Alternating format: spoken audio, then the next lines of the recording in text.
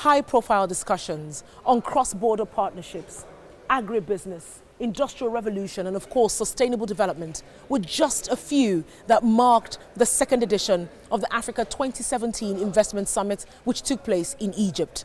I'm ONYI Sunday, and you're watching highlights from the Africa 2017 Summit in Egypt.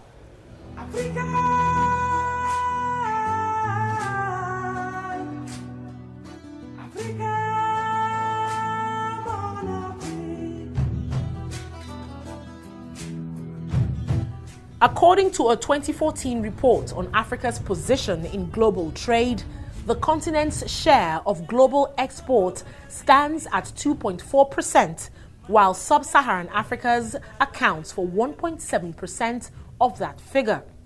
If Africa is to record any form of improvement, there are calls for better regional integration on the continent.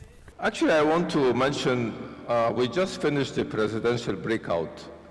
And one of the points that they have emphasized all along is that the African countries have to agree on the points of strength of each and every country in order to reach an integration among the different African countries. And the president has called on the private sector to assist the governments in this respect and try to point out to the governments what are the points of strength that each African country does entertain in order to reach completion and integration.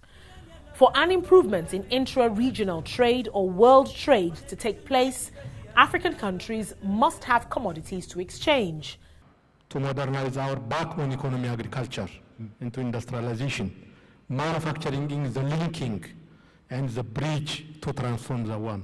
What we have really confused many times is industrialization with manufacturing. Of course they are related, but it's not the same. You can industrialize with very little manufacturing within it.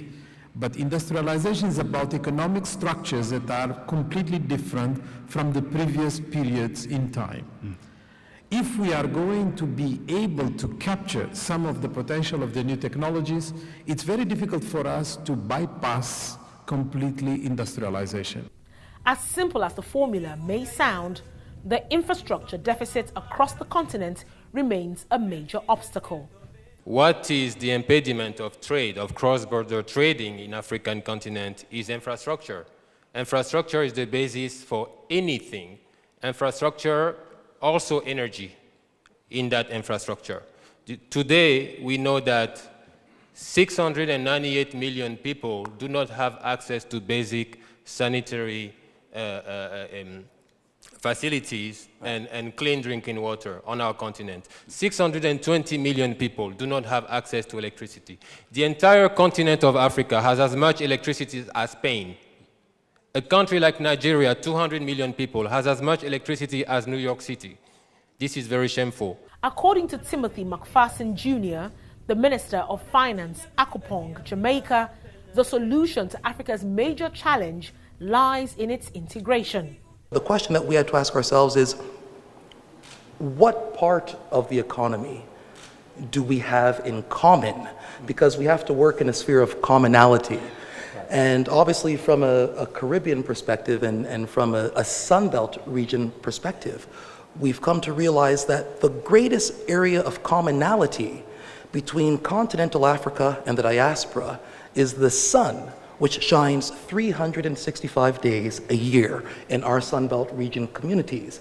And that means that in this time and age, where we are confronted with climate change, and at the same time have this phenomenal knowledge of renewable energy and how to use the sun as a means for producing our energy, so we could kind of wean ourselves off of our addiction to fossil fuels and embrace renewables.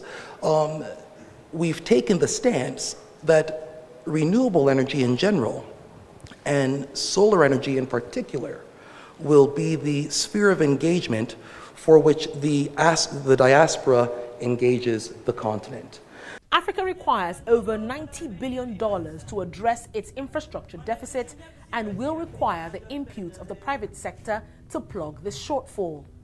Eliminating barriers to investment in the continent was discussed at the summit. The GDP of Africa representing 5% of the total GDP of the world. But Africa receiving only 3.3% of the total capital inflow compared to the rest of the world. This is around 59 billion US dollar. But if we really would like to make a match between the size of the African economy and the expected capital inflow to Africa, we should talk about $100 billion. So there is a strong gap between the size of the economy and the inflow coming to the African continent. One of the fundamental obstacles is that the African countries fundamentally are different in terms of the legal systems. And this stems from the fact, of course, of the historical background and the presence of certain countries like Britain, France, Portugal, so forth. So the legal systems in Africa do vary from one country to the other. And accordingly, they're unable to treat Africa as one unit. So perhaps we ought to consider what the European Union has done in this respect in having laws and regulations that are being done at the level of the continent itself, different than the domestic laws and regulations.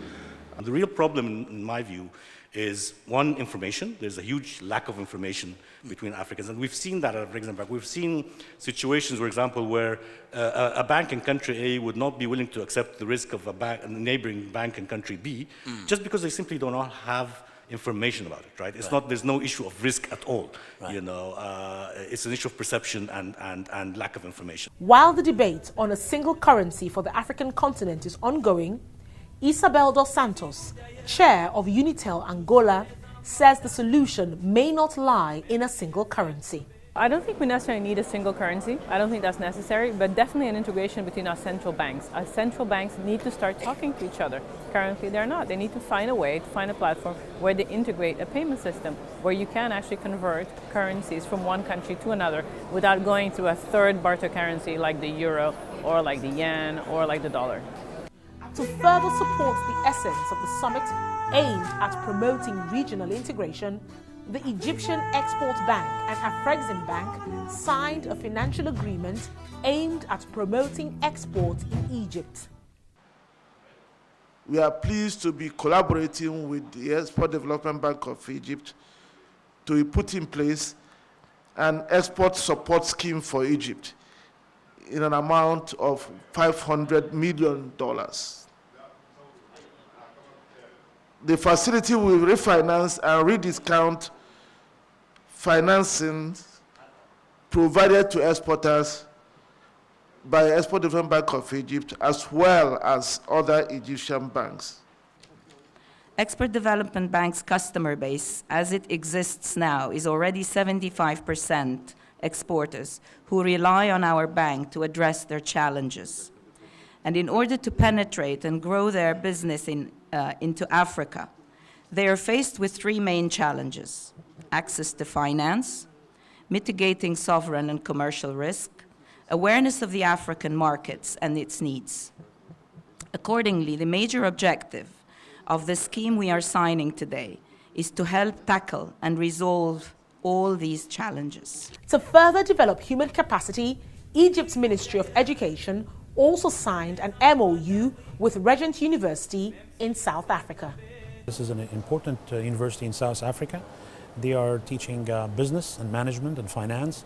I think it's a good opportunity for intercultural dialogue between Africa and Africa, the North and the South. So we're looking forward next year to start business in this school. We're expecting to have around 7,000 students by the first couple of years. Egypt has also embarked on a number of initiatives aimed at attracting investment into the country. Egypt has made major milestones in economic reforms. So President Abdel Fattah al-Sisi has spearheaded a bold and very ambitious and far-reaching economic reform program. One main pillar of that was improving the business environment, and we've been working on legislative and operationalization of these new laws. So we have the new investment laws that have cut red tape, streamlined procedures, and got rid of a lot of bureaucracy that the country was suffering from. We've also provided tax incentives and non-tax incentives to attract investment. China, Africa's #1 trade partner and biggest infrastructure financier, is no doubt Africa's biggest investment partner today. This session aimed to examine the new China under its president Xi Jinping and how best Africa can position itself to harness the opportunities its partnership with Africa presents. First, I would say actually, instead of talking about China-Africa strategy, I think we should talk about Africa-China strategy. We need to put Africa in the center. Why? Because today, I think Africa have a choice. You can choose the partnership, whether you work with Europe, whether to work with US, and whether to work with China. It is Africa's choice today. You've got a choice. But China is offering you a choice because China has been making the choice for ourselves. In an exclusive chat, Helen Hai, the CEO of Made in Africa Initiative China, said it's time for Africa to walk the talk. I think Africa need to develop your own policy, but you need to learn what actually the best from both worlds. If you ask me to summarize the different approach, the Western approach has been given to Africa and the Chinese approach. I have this kind of tiger analysis. If you have a tiger in front of you, the traditional Western approach telling Africa, when you have the tiger in front of you, what do? You get your laptop, analyze the characteristic carefully of the tiger, and then discuss with your colleague, how are you going to conquer the tiger? The problem is this approach, when you finish that analysis or study, the tiger might be gone. You are probably being eaten by the tiger. The Chinese approach is very different. If they have a tiger in front of them, they jump on top of the tiger, they ride it.